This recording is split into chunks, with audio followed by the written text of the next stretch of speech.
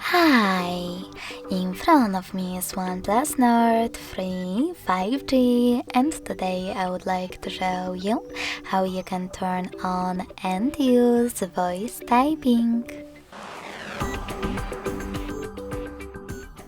You need to begin by accessing your device's keyboard and tapping on the microphone icon at the top right corner of it. If you can't see it, click on this gear between clipboard and three dots. Then hit voice typing in keyboard settings and tap on this gray sweater next to use voice typing in order to activate it.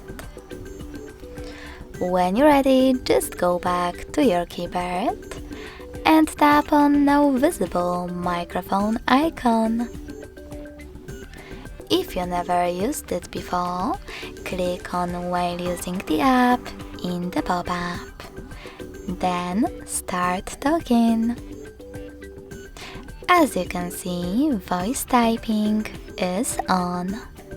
If you wish to stop, tap on the same icon again.